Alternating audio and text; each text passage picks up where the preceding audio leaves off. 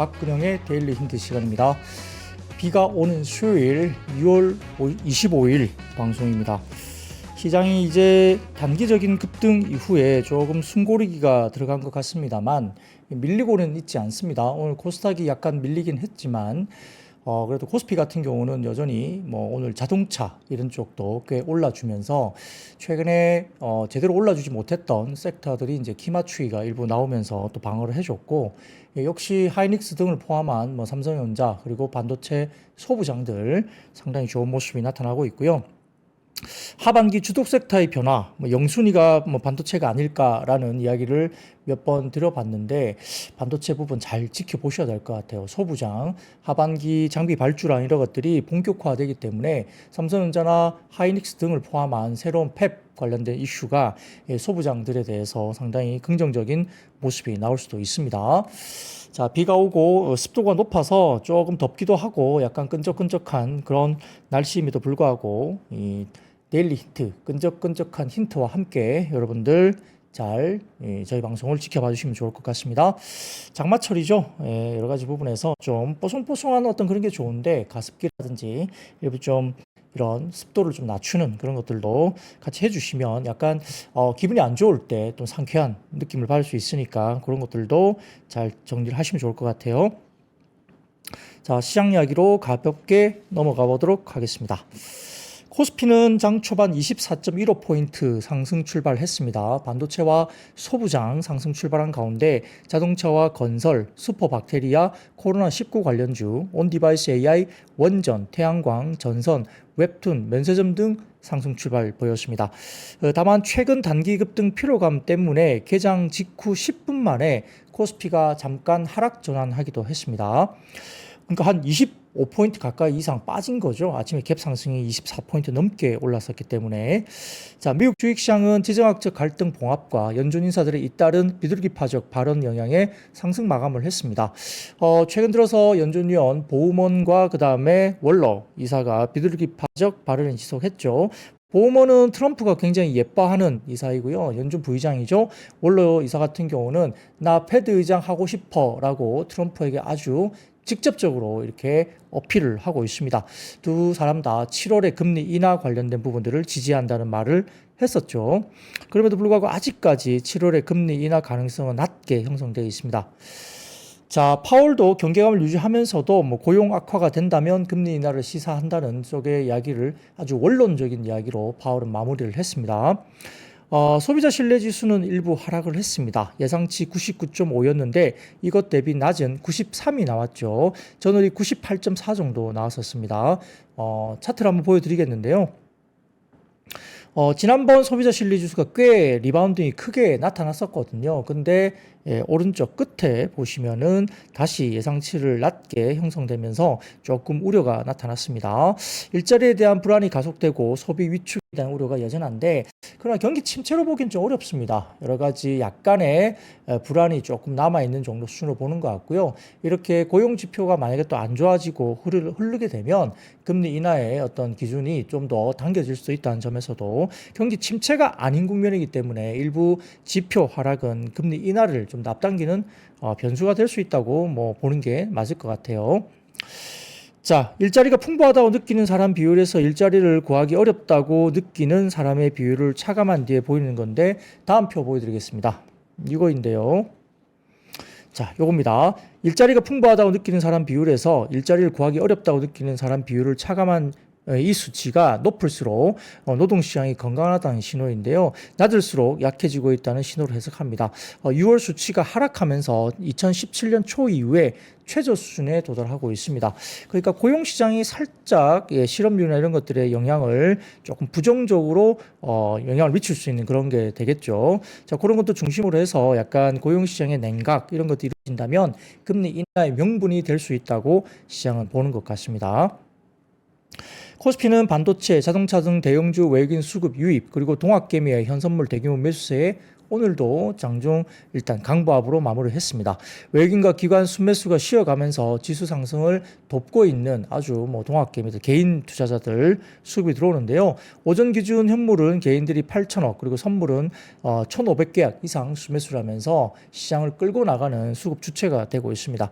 업종별로는 자동차, 반도체, 유틸리티, 건설, 지주사가 상승을 했고요. 인터넷과 방산, 원전, 조선, 금융지주는 장중에 하락세를 나타내기도 했습니다.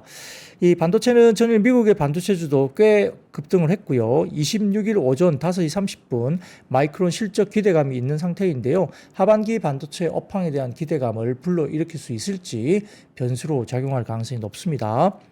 오늘도 SK하이닉스가 장중에 신고가를 나타냈습니다. DRAM 가격이 상승했고 HBM 공급 부족과 ASIC 반도체, 맞춤형 반도체 수요 확대 등 반도체 모멘텀이 지속되고 있고 일부 반도체 소부장도 하반기 수주 관련된 장비주 관련해서 이오테크닉스 등을 포함한 종목들 그리고 그 외에 반도체 소부장들 이런 부분들이 상당히 견조하게 주가들이 올라갈 모습이고요. 동진 세미캠 같은 경우도 이제 슬슬 주가가 올라가는 모습을 보이기도 합니다. 자, 자동차 같은 경우는 최근 유동성 랠리에서 좀 소외가 됐었습니다. 그래서 못 오른 섹터 가운데 저 PBR 이런 것으로 관련해서 소외됐던 업종으로 외국인 순매수가 대거 유입되면서 상승세가 나타났고요. 선 반영된 관세 우려도 조금 완화되는 쪽으로 보고 있는 것 같습니다. 자, 건설과 재건 쪽인데요. 전쟁 종전 국면이 접어들면 항상 밈 형식으로 테마가 재건 쪽으로 뜨기도 하는데요. 이스라엘과 이란 휴전 역량 때문에 관련주가 움직이기도 했습니다. 원전 같은 경우는 DLNC가 장중에 급등세가 나타나기도 했는데 협력사인 노르스크가 SMR 기업 설립이 배경이 되고 있고요. 원전 모멘텀은 이렇게 일부 종목으로 지속이 됐습니다. 자, 최근 스테이블 코인 테마 급등을 야기했던 미국의 서클이 전일 15.5% 급락을 했습니다. 관련된 테마도 오늘도 국내 증시에서 차익 실현이 일부 나왔고요. 코스닥은 단기 급등에 따른 차익 실현 압력에 반락을 했는데 외국인 기관 동시 순매도가 나타났고 최근 강세였던 테마 중심으로 매물이 출회되면서 쉬어가는 모습입니다. 다만 알테오젠, 이가캠 바이오 이런 제약 바이오 시가총액 상위 종목들이 일부 반등세가 살짝 시작되는 듯한 이런 모습을 보여주고 있기 때문에 이렇게 수급이 또 순환매로 제약 바이오 쪽으로 한번 흘러갈 수도 있지 않을까라는 시각도 좀 봐야 될 것 같습니다. 시장이 오르지 못했던 섹터이기 때문에 알테오젠, 이가캠 바이오 등을 포함한 쪽도 잘 지켜보시면 좋을 것 같습니다. 자, 전일 강세였던 스테이블 코인 관련된 특히 헥토 파이낸셜 종목이라든지 로보테마, 레인보우 로보틱스 이런 종목들도 큰 장중에 낙폭을 기록했습니다.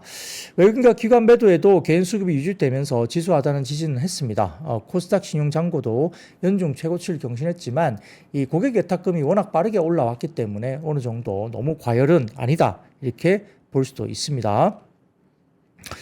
자, 그래서 코스피 신용융자 잔고는 11조 9천억 정도로 저는 이야기됐고요. 고객 예탁금은 다시 65조 원 위로 다시 올라왔습니다. 모두 둘 다 23년 이후 최고 수준인데 신용융자 잔고가 올라오기는 했지만 고객 예탁금 속도가 여전히 커버를 해주고 있기 때문에 전반적인 시가총액 대비 신용융자 잔고의 비율이 완전 꼭지까지 올라온 건 절대 아니어서 아직까지는 좀 부담감은 여전히 그렇게 크지 않다라고 보고 있는 것 같고요. 자, 외국인 순매도에도 개인이 수급 주체로 이동하면서 지수 상승 주체가 일단 여기 약간 바톤 턴치를 하는 흐름을 보였고요. 내일 마이크론 실적 발표에 주목을 하고 관세 협상이 또 한 주 앞으로 다가와서 추가 연장이 안 된다면 이제 날짜가 얼마 안 남았습니다. 그렇기 때문에 2월 말로 갈수록 시장에 대한 경계 요인이 생기고 있다는 점도 약간 숨고르기 등도 있을 수 있는 그런 국면이다 볼 수 있습니다.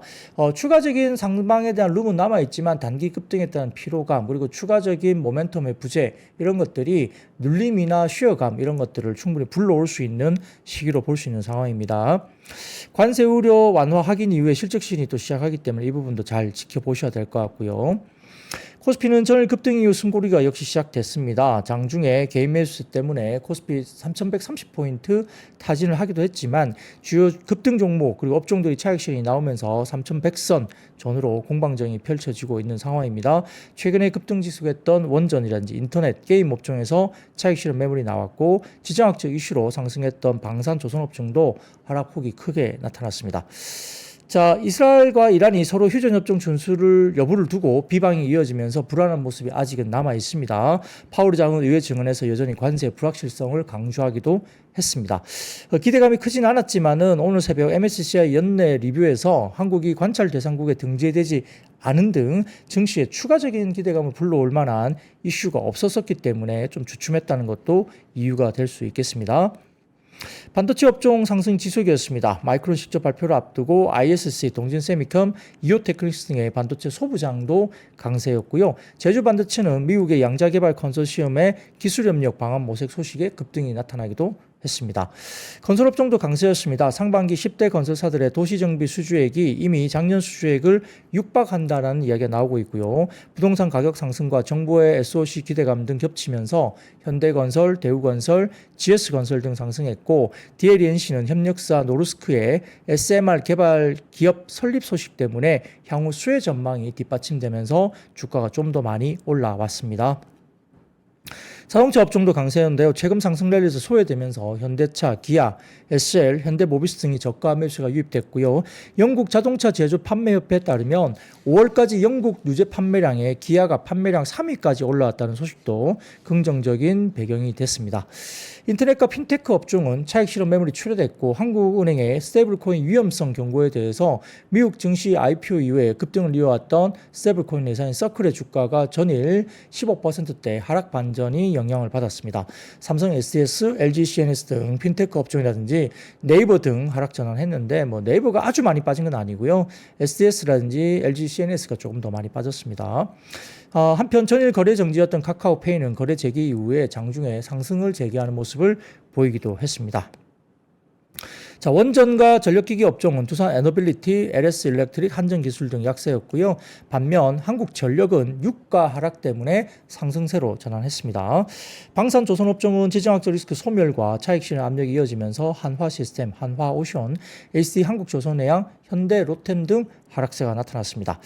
자, 업종의 탑3는 전기가스와 건설, 증권주였고요. 업종의 바텀3는 IT 서비스와 기계 장비, 일반 서비스로 분류가 됩니다. 자, 그렇게 시장 이야기는 가볍게 말씀을 드렸고요. 시장이 오늘은 좀 재미는 없었습니다. 자동차가 올라가니까 따라가셨을까라는 생각이 좀 듭니다. 여러분들, 네, 자동차 업종은 어떻게 올라간다고 또 이렇게 정말 따라가셨을지 모르겠어요. 실제 좀 손이 잘 안 나가죠. 자동차가 워낙 무거웠었기 때문에 그렇습니다. 자, 그러면 첫 번째 자료 하나 보여드리겠습니다. 첫 번째 사진 띄워주시면 언블레이 리스 쪽에 소리 주신 자료인데 빨간색 실선 보시면 고객 예탁금이 재차 약간 주춤했었어요. 64조 원대로 살짝 빠지기도 했는데 이것들이 다시 65조 원대 이상으로 올라왔습니다. 거의 66조 원 가까이 올라왔다는 이야기가 최근에 있습니다. 아마 데이터를 정확하게 못 봤는데요. 66조 원대 정도 일단 거의 올라온 것 같습니다. 예탁금이 계속적으로 치솟고 있다는 거고요. 자, 다음 표 보여드리겠습니다. 신용융자 잔고가 이제 20조 원대로 이제 올라오는 모습이 보이고 있죠. 이것도 굉장히 많이 올라온 상태인데요. 다만 그 다음 표를 보여드리면 이제 신용융자 잔고가 너무 부담스럽지 않습니까?라고 물어보실까봐 가져왔지만 2021년 10월의 고점인 25조 원대는 아직 룸이 남아있죠. 당시에는 한 25조 6천억 정도의 신용융자가 있었거든요. 지금 이제 20조 원대 정도 좀 올라와 있는데 그때 고점에 비하면 아직은 좀 룸이 남아있는데 아무튼 그때가 또 고객 예탁금이 더 크게 올라갔었던 시절이기 때문에 예탁금의 어떤 증가세가 또 이루어진다면 이렇게 신용융자 잔고가 최근에 많이 올라왔지만 전반적으로 위협할 정도의 어떤 그런 배경은 아니다라고 볼 수는 있겠죠. 자, 그리고 그 다음 삼성증권 자료 하나만 띄워주시면 요겁니다. 자, 상반기 주요 증시의 주가 추이인데요. 올해 상반기 1월달을 100으로 놓고 코스피와 홍콩 H 등등 닥스라든지 S&P 500, 그 다음에 상해지수, 니케이 이렇게 봤을 때요. 올해 1월 1일부터 상반기 주요 증시 주가 추이는 코스피가 24.1% 급등을 했고 홍콩 H주가 15.4%이고요. S&P 500이 1.7% 제자리 걸음이고 상해도 0.3% 보합 수준입니다. 닥스 독일 지수가 15.8% 올랐는데요. 니케이 같은 경우는 마이너스 3.5%로 한국 증시가 미국 증시에 비해서도 월 월등하게 올해는 상당히 상승률이 월등하다. 보시면 좋을 것 같습니다. 거의 최근 들어서는 아마 글로벌 탑이 아닌가 싶습니다. 한국의 주가 상승률이 이재명 정부가 들어서면서 아마 상승률은 글로벌 탑으로 제가 거의 알고 있습니다. 그래서 괜찮은 시장입니다. 한국 시장이. 그래서 현재 같은 경우에 코스피에 대한 타겟이 어제도 뭐 외사 쪽에서 3,500포인트를 베스트 케이스로 보고 있는 쪽도 있는데요. 국내 유진투자증권에서도 어제 국내 코스피의 타겟 프라이스를 3,300 정도는 볼 수 있다라고 최근에 이야기하고 있어서 적어도 한 3,200, 300 정도까지는 올해 충분히 코스피가 뭐 터치를 할 수 있다 정도로 보고 있는 것 같아요. 근데 이제 3,000포인트 넘어오면서 3,100포인트 정도까지 와 있으니까 단기의 급등세, 기술적인 지표 이런 것들에 대한 부담감 좀 쉬어가거나 약간 조정이 좀 필요하다 이런 쪽도 있고 7월 초에 말씀드렸던 무역 관련된 관세 협정 이런 것에 대한 연장이 이제 어느 정도 마무리되는 구간이기 때문에 약간의 우려가 있죠. 그리고 뭐 부채 협상 한도라든지 여러 가지 부분이 있기 때문에 7월 초를 대비해서 뭐 6월 말 정도 조금 흔들릴 수도 있다. 보일 것 같고요. 최근에 하도 많이 올랐기 때문에 주도를 했던 뭐 방산, 조선 쉬어가는 듯하고 원전이라든지 그 외에 다른 최근에 강했던 것들, 뭐 스테이블 코인 관련도 마찬가지지만 이런 종목들이 카카오, 네이버 등등 포함해서 스테이블 코인 관련주들이 또 조정을 받기 시작하면 뭐 다음 섹터 순환매 어디로 갈 것인가가 눈에 보일 텐데 최근에 어쨌든 하이닉스가 신고가, 역사적 신고가를 냈고 반도체 소부장이 따라 올라가는 모습이 연속성만 보여준다면 반도체 소부장까지도 이제 새로운 바톤을 좀 이어받을 가능성이 있습니다. 그 외에도 자동차까지 올라왔는데 자동차가 다시 한번 갈 것인가도 좀 봐야 될 것 같고 그 외에 일부 이제 은행주들, 금융주들도 지금 상법 개정이 이제 다가오고 있기 때문에 상법 개정 관련된 금융주, 은행주 특히 좀 지켜보셔야 되지 않을까. 그 외에도 지주사까지도 좀 보면서 시장을 또 좀 더 코스피를 끌고 가는 그런 모습을 좀 봐야 되지 않을까 생각을 보고 있습니다. 자, 그렇게 보시고요. 그러면 매크로는 이 정도 마무리하고 자, 그 다음에 섹터로 한번 넘어가 보도록 하죠. 자, 그래서 시장 이야기를 섹터별로 좀 나누어서 자세하게 한번 말씀드려 보도록 하겠습니다. 자, 양말님, 소부장보다 박부장. 예, 뭐 라임 좋은데요. 네, 소부장보다 박부장. 그래도 소부장이 좋아야죠. 여러분들 소부장이 좋아야 돈을 벌죠. 예, 박부장 있다고 돈 버는 거 아니에요. 뭐 저희 컨텐츠 때문에 뭐 도움을 좀 받으시면 너무 감사한 상황이고, 예, 소부장을 가지고 있어야 돈을 벌죠. 예, 박부장 때문에 돈을 버는 건 좀 다른 이야기다 말씀드리겠습니다. 그리고 뭐 박이사가 될지 어떻게 합니까? 조만간. 예, 그런 것들은 뭐 영원하지 않죠. 네. 첫 번째입니다. 자동차 부품업종 오늘 상승을 했습니다. 영국 자동차 제조 판매협회에 따르면 현대차가 지난달 7,259대를 판매해서 시장 점유율 4.84%, 같은 기간 기한은 8,579대 5.72%를 판매한 것으로 전해집니다. 두 브랜드만으로 총 10.56% 점유율을 기록했고요. 올해 1월부터 5월 6일 기준으로 현대차는 38,669대 4.54%, 기아는 51,962대 6.11% 판매하면서 현대차 그룹 점유율이 10.65%를 기록했습니다. 특히 프리미엄 브랜드 제네시스의 5월 등록 대수도 169대로 전년 동월 대비 196.49% 급증을 했었고요. 연간 누계는 629대로 전년 대비 68.63% 급증을 했다고 합니다. 한편 산업통상자원부가 방미 중인 여안구 통상교섭본부장이 23일 오후 현지 시간 4시 미국 워싱턴 DC에서 하워드 러트닉 상무장관과 제이미슨 그리어 미국 무역대표부 대표와 통상협의를 진행했다고 밝혔습니다. 여 부부장은 한미 3차 관세 기술 협의를 하루 앞두고 미국 통상수장들과 만나서 한국에 대한 미국의 25% 상하 관세, 자동차와 철강 등 품목 관세에 대한 면제의 중요성을 미국 측에 강조했다고 이야기를 하죠. 이번 회담은 이재명 정부 출범 후에 첫 고위급 만남인데 이전까지 우리 정부는 정치적 혼란에 미국과의 본격적인 협상 논의를 새 정부 출범 이후로 미뤄왔는데 이제 협상 테이블에 앉은 거죠. 자, 어쨌든 이런 것들에 대해서 우리가 뭐 내줘야 되는 것이 만약에 있다면 뭐 어느 정도 협상이라는 거 내주면서 우리가 또 취할 것들은 명확하게 취하는 게 맞겠죠. 근데 상당히 어려운 이야기입니다. 뭐 힘의 논리도 또 있는 것이기 때문에 협상을 잘 하시기를 바랍니다. 자, 그래서 오늘 자동차 부품업종 일부 좀 올라왔던 부분들이 역시 어쨌든 싸잖아요. 자동차는 워낙 아직까지 저평가이고 싸기 때문에 수급이 들어오면서 주가를 좀 들어 올린다 해도 그렇게 누군가가 논란이 될 상황은 아니겠죠. 네, 그런 것들도 지켜봐야 될 것 같습니다. 자, 그런 것들 같이 한번 보시면 좋을 것 같고요. 자, 두 번째입니다. 건설주가 오늘 상승을 했습니다. 이스라엘과 이란 간 휴전이 발표되면서 중동을 둘러싼 지정학적 리스크가 다소 줄어든 가운데 중동 지역 재건 사업 수혜에 대한 기대감이 지속되면서 일부 건설기기가 최근에 움직이기도 했고 건설주도 움직였습니다.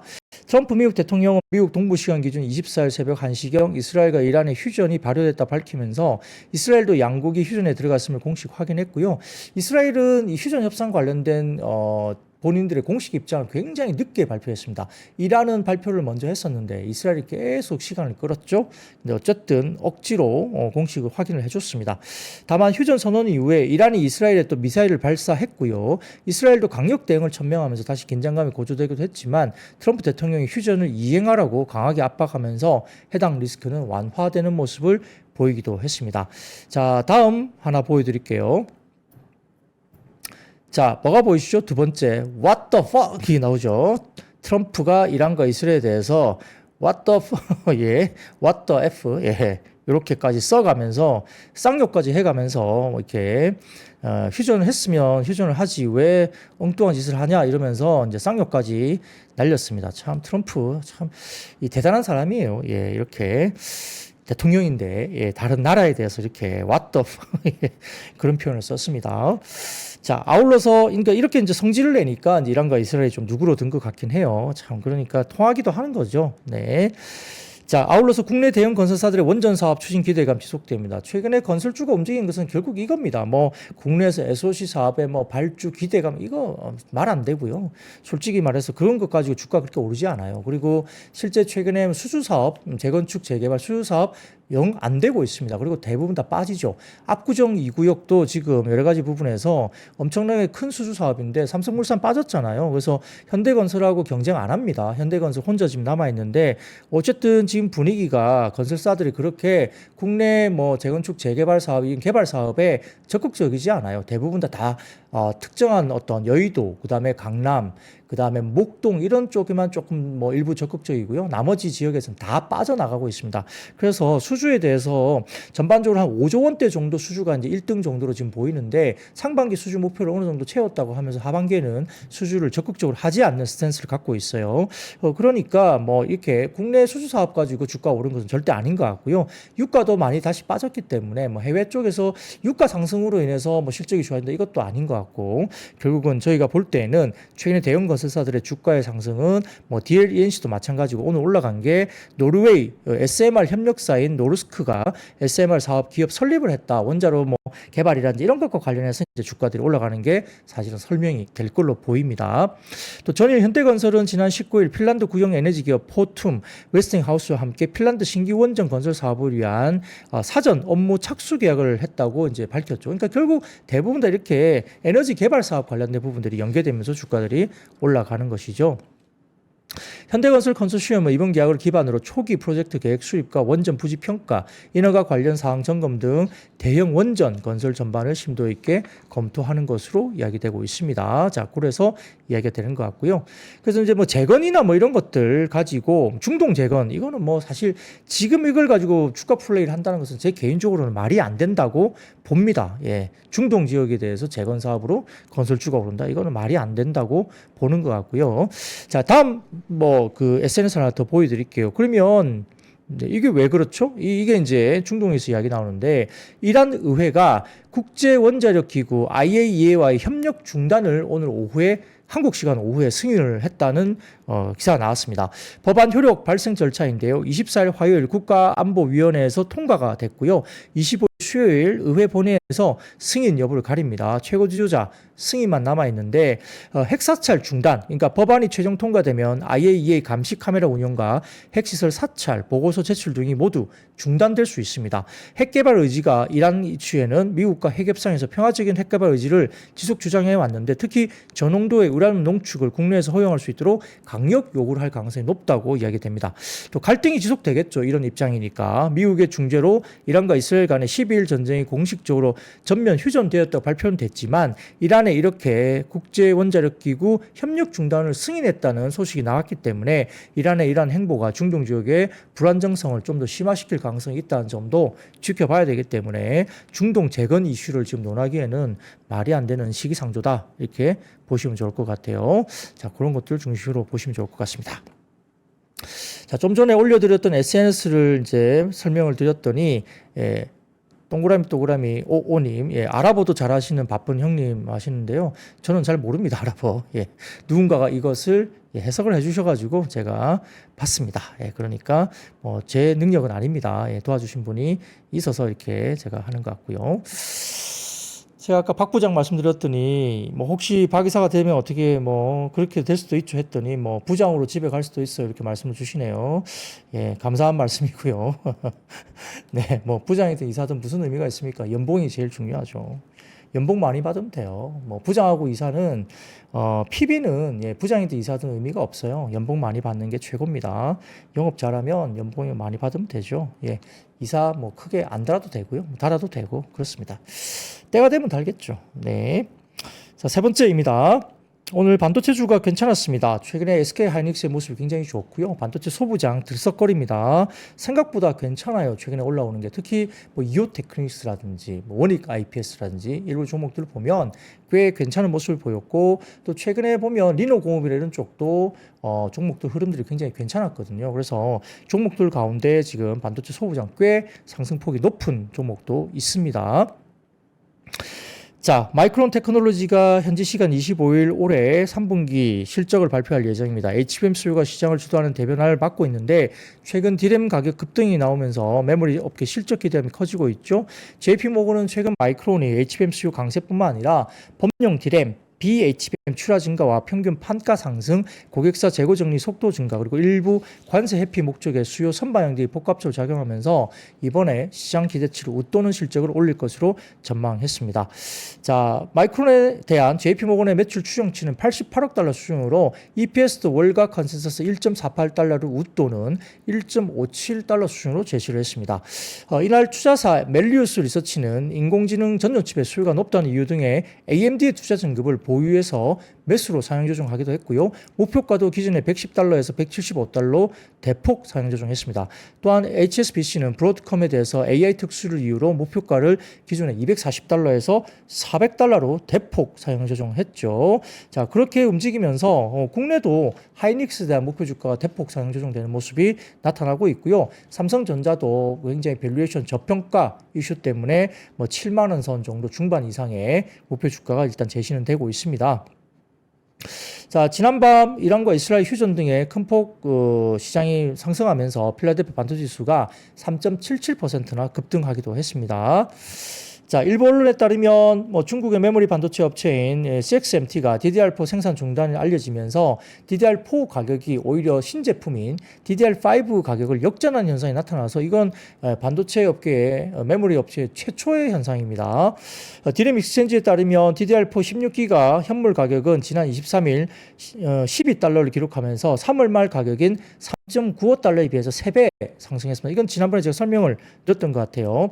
DDR5 16기가의 가격은 같은 날 6달러로 DDR4의 가격이 DDR5의 그 가격의 2배까지 올라가는 이상한 현상이 나타나기도 했죠. 이 같은 가격 역전 현상은 D램 역사상 처음이고 삼성전자, 하이닉스, 마이크론이 DDR4 생산을 중단한 상태로 CXMT 또한 DDR4 생산을 서서히 줄여나갈 예정이기 때문에 올해 3분기부터 고객사들에게 생산 중단 통지를 보낼 것으로 알려지고 있습니다. 그러니까 DDR4 재고 소진하면서 엄청나게 돈을 벌고 있다고 보면 되겠죠. 자, 그래서 하이닉스를 포함해서 미래반도체, 한미반도체, 에이직랜드, 하나마이크론, 리노공업, 테크윙 등 반도체 주가도 상승을 했습니다. 자, 그리고 삼성증권에서 SK 하이닉스에 대해서 긍정적인 리포트를 또 내기도 했습니다. 자, 시장 이야기하면서 삼성증권에서는 이제 하이닉스가 바라보는 시가총액은 250조 원 정도까지 볼 수 있다라고 오늘 코멘트를 했는데요. 목표 주가는 34만 원까지 상향 조정을 했습니다. 성장의 본질은 Q보다는 P, 수요 확대보다는 공급 조절인데 내년에도 보수적인 전략이 유지되는 분위기고 기술 우위 관련된 부분에서 현금 전략화 전략으로 볼 수 있다는 겁니다. 겁니다. 고객사들의 26년 협상과 함께 투자자들도 26년을 관심이 집중될 것인데 영업이익의 눈높이는 25년 36조 원에서 26년 46조 원으로 상향 조정될 것으로 봤습니다. 릴레이팅 기대는 하지 않는다고 보고요. 오히려 사이클은 반복될 수 있는데 지난 1년간 평균적으로 거래됐던 포워드 PER 7배 그리고 PBR 1.7배를 목표로 하고 있습니다. 과거에 주가가 올랐을 때 PBR 지금보다는 주가가 낮았지만 PBR 기준으로는 2배까지 갔었었고요. 성장이 내년까지 연장된다는 가정을 주가에 반영하는 방법으로 내년의 이익과 북으로 기준점을 바꿀 뿐인데 그러니까 밸류의 멀티플을 높게 주는 게 아니라 지금 성장이 되면서 EPS나 이런 것들이 올라가면서 과거보다 높은 멀티플을 주지 않더라도 주가를 올린다는 거죠. 사이클 관점에 변함이 없다고 합니다. 여전히 AI 인프라 사이클의 후반이라 생각하고요. 불신의 키워드는 사라지고 안도와 우려의 반복만 남아있는데 지금은 성장이 연장될 것 같은 안도의 터널을 지날 차례로 삼성증권은 설명을 했습니다. 자, 삼성전자 같은 경우도 평균 PBR이 1.4배 정도 됩니다. 뭐 삼성전자도 2배 정도까지 갔던 적이 있고요. 1.4배 정도가 평균 PBR인데 지금 PBR이 1배가 좀 안 되죠. 그러니까 주가는 충분히 더 오를 수 있다고 볼 수 있는데요. 아직까지 좀 더 하이닉스 쪽으로 뭐 사랑을 많이 받고 있는 거죠. 자, 그런 것들 보시면 좋을 것 같습니다. 자, 네 번째입니다. 이재명 정부의 북극 항로 정책, 해수부 이전 기대감 속에 종합물류와 해운주가 상승세를 보였습니다. 해양수산부는 이재명 정부의 공약인 북극 항로 개척을 위해서 북극 항로 태스크포스를 구성했습니다. 김성범 해양수산부 차관은 전일 오후 정부 세종청사 해안수산부 대회에서 이와 관련된 킥오프를 주재한 가운데 김 차관은 회의에서 북극 항로 TF의 정책 방향 설정, 추진과제 발굴 등의 운용 계획을 점검을 했다고 합니다. 그래서 앞으로 TF 구성원 모두 북극항로 개척에 대한 아이디어를 적극 제안해 주길 바란다고 당부를 했다 하고요. 또한 전일 해양수산부의 부산 이전을 연내 이행할 수 있도록 방안을 검토하라고 강도형 해수부 장관에게 지시를 했다고 전해집니다. 대통령실 핵심 관계자는 오늘 국무회의에서 이 대통령이 12월 안에 해수부 이전이 가능한지 검토해보라는 언급을 했다고 밝혔고요. 예상보다 빠른 이전을 주문한 것으로 평가를 받습니다. 이 경우에 새 청사를 건설할 시간이 없기 때문에 임대 형식으로 일단 공간을 마련해서 이전을 추진해야 할 가능성이 커 보인다고 전해지고는 있습니다. 그래서 일부 물류 관련주나 해운주 이런 것들도 주가들이 움직였다 볼 수 있겠습니다. 자, 다섯 번째입니다. 미국의 상원이 주택용 태양광 세제 혜택 부활 검토 소식이 전해지면서 관련주가 상승을 했습니다. 미국 시장에서 태양광 관련주가 급등을 하는 모습을 전일 나타냈는데요. 자, 헤드라인 띄워주십시오. 헤드라인 띄워주시면 외신에 따르면 미국 상원이 공화당의 일명 One Big Beautiful Bill, BBB 법안이죠. 초안에서 제외됐던 주택용 태양광 세제 혜택 복원을 검토 중이라고 외신이 보도했습니다. 공화당 상원 에너지위원회 소속인 케빈 크레이머 의원은 현지 시간 24일 옥상형 태양광 관련 조정 작업이 진행 중이라면서 청정에너지 세액공제 제도 전반에 대한 논의가 함께 이루어지고 있다고 밝히기도 했습니다. 해당 법안은 광범위한 세제 개편을 담고 있고 공화당 측은 그간 태양광과 풍력 등 일부 청정에너지 항목에 부정적인 입장을 보여왔는데 하원과 상원 재무위원회가 각각 마련한 법안 초안에는 주택에 옥상형 태양광 패널을 설치한 가구에 제공되던 30% 세액 공제를 삭제했었고 주거용 태양광 시스템을 임대하는 기업에 대한 별도 보조금도 폐지했던 바가 있습니다. 그런데 이것에 대해서 어느 정도 다시 세제 혜택 복원을 검토 중에 있다는 소식이 들려왔습니다. 그래서 이에 따라서 지난밤 뉴욕 증시에서 썬런이 15.38%, 솔라 엣지 테크놀로지가 17.87%, 인페이즈 에너지가 11.05% 급등을 했습니다. 국내에도 HD 현대에너지솔루션, 그다음에 CM+, 대성파인텍, 캐리 이런 종목들도 주가가 올라왔다고 보입니다. 등등 포함해서 관련해서 태양광 주가 올라왔는데 자, 삼성증권에서 글로벌 태양광 주가 코멘트를 하면서 이와 관련해서 주택용 태양광 제도 수정 언급이 됐다는 이야기를 하는데요. 다만 상원의 재수정안은 금주 내로 발표가 예상된다고 보고 있습니다. 그래서 상원 의원이 태양광 산업 관련 수정을 직접적으로 언급한 것은 이거는 처음인데 ITC와 PTC의 일몰 완화 그리고 주택용 ITC 폐지 시점 연장은 긍정적으로 볼 수 있다고 평가를 했는데요. 다만 주택용 태양광 TPO 부활 여부는 아직 불확실하다고 평가를 했습니다. 따라서 한국과 미국의 설치 업체에게 치명적일 TPO 부활 여부는 추후에 좀 확인이 좀 필요하다 이렇게 언급을 삼성증권에서 오늘 코멘트를 했습니다. 자, 그 다음 여섯 번째입니다. 오늘 관련된 것들 가운데 스테이블 코인이 최근에 급등을 했었는데요. 오늘은 약간 조정세가 나왔죠. 뭐 최근에 뭐 워낙 많이 올랐기 때문에 기본적으로 뭐 기술적인 조정도 좀 나와도 될 수 있는 그런 자리로 볼 수 있겠죠. 자, 지난번 뉴욕 증시에서 스테이블 코인 USDC 발행업체 서클이 15.49% 급락을 했습니다. 외신에 따르면 캐시우드, 우리의 돈나무 언니가 아크 투자운용 대표가 서클 30만 7천 주를 매도한 것으로 전해집니다. 이분들이 매도를 했죠.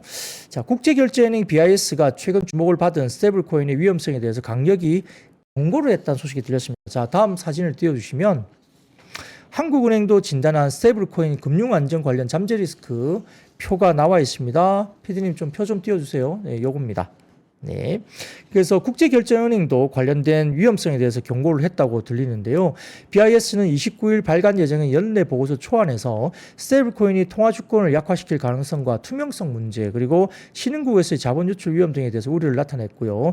BIS는 보고서에서 스테이블 코인은 안정적인 화폐로서의 역할을 충족시키지 못하며 규제가 없기 때문에 금융 안정성과 통화 주권의 위험을 초래할 수 있다고 밝히기도 했다고 합니다. 여러 부분에서 뭐 잠재 리스크를 어느 정도 좀 짚고 넘어갈 필요는 있겠죠. 근데 분위기 자체가 지금 스테이블 코인으로 뭐 거의 가는 분위기이기 때문에 이렇게 뭐 리스크가 있다고 어떤 보고서가 나온다고 해서 뭐 모든 것을 다 없던 걸로 하기는 좀 어렵지 않을까 생각은 하는데요. 아무튼 뭐 이런 식으로 결제나 운영 여러 가지 코인론, 뭐 자본 유출 부분에 대해서 언급을 하고 있으니까 제도적인 보완을 잘 해서 또 정책적으로 또 진행될 수 있는 쪽으로 가지 않을까 생각을 하고 있습니다. 워낙 많이 올라기도 했잖아요. 삼성 SS나 뭐 LG CNS 이런 종목들 엄청 많이 오르기도 했고요. 뭐 더즌, 뭐 다날, 뭐 카페24 이런 종목들도 꽤 많이 최근에 올랐었고요. 그렇기 때문에 뭐 어쨌든 뭐 관련 섹터들이 좀 조정을 받아도 크게 뭐 무리가 없는 그런 가격까지 주가들이 꽤 급등을 했습니다. 일부 좀 조정이 나올 수도 있는 자리였죠. 자, 일곱 번째입니다. 경기 부양과 증시 체력 제고에 따른 단기 프리미엄 부여 분석 가능해 은행주가 상승했습니다. 한화투자증권 보고서를 통해서 커버리지 은행주 9개사의 주가는 연초 이후 평균 39% 급등을 했는데 AI, 스테이블코인, 태국 인터넷은행, 인가 등의 새로운 재료와 연초 이후 73% 급등한 카카오뱅크를 제외하면 8개사 평균 35% 상승률을 기록했고요. 이 기간 동안에 코스피 지수는 얼마나 올랐냐 보니까 29% 코스피 지수가 올랐습니다. 그러니까 은행주가 8개사 평균 35% 상승률인데 시장이 29% 올랐으니까 아주 많이 혼자 독자적으로 급등한 것은 아니라는 거죠. 시장 대비 상대 수익률로는 오르긴 했지만 그렇게 부담스러운 급등은 아니라고 평가를 했습니다.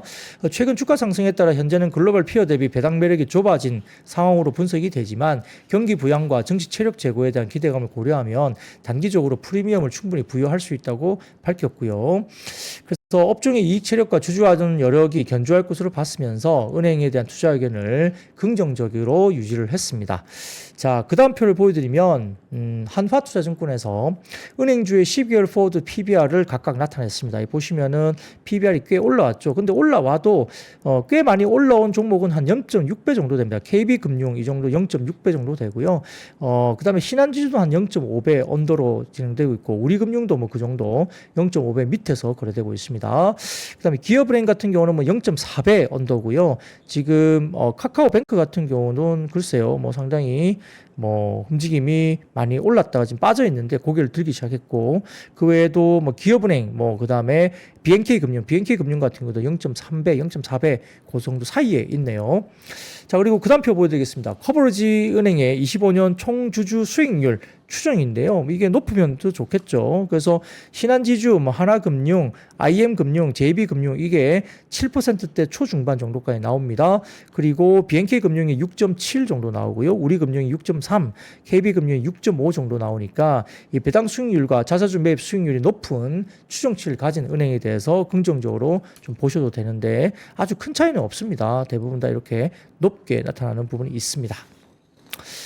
자, 여덟 번째입니다. 밸류에이션 디스카운트 해소 기대감 지속 속에 일부 지주사가 상승을 했는데요. IBK 투자증권은 보고서를 통해서 지주사를 바라보는 시각의 변화가 필요하다고 분석 자료를 내면서 정부의 밸류업 프로그램 강화 의지에 따라 가치평가 상승의 가능성이 높아졌고요. 그룹사 가치를 결정짓는 요소가 히든 밸류에서 주주에게 환원되는 실질 비율로 전환되고 있고 세법 규제 완화 시도 등 주주에게 주는 혜택이 실질적으로 높아질 가능성이 있다고 밝혔습니다.